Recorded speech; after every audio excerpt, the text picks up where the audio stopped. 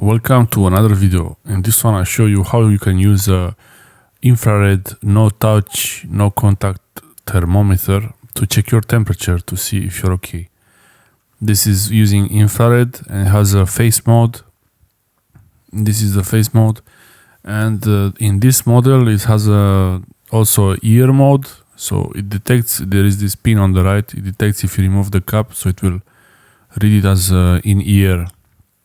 But I'm not gonna read in the ear. Usually the temperature is higher. You can just use the face mode really on these thermometers. From my experience with them, they're not so precise. They're better. It's better to use the armpit or thermometer for the mouth. And also, if you can have with the AA or AAA batteries, it's much better than this button cell battery CR2032. These batteries usually they don't last so long, and they're a bit harder to find than AAA batteries. But okay, I replace the battery here. Very simple to change it, and now it starts. And you see it's ready to take a reading. How you take the reading with these thermometers?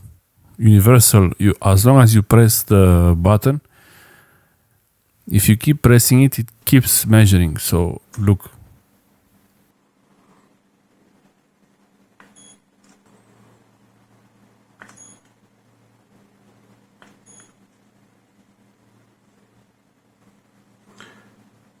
$36.2.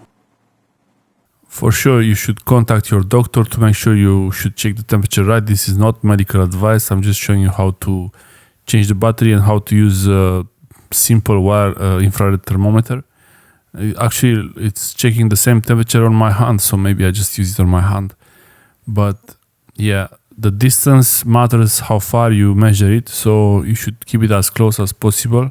But you don't need to touch your face, and you should use it usually on the temples side, on the sides where there's a blood flow.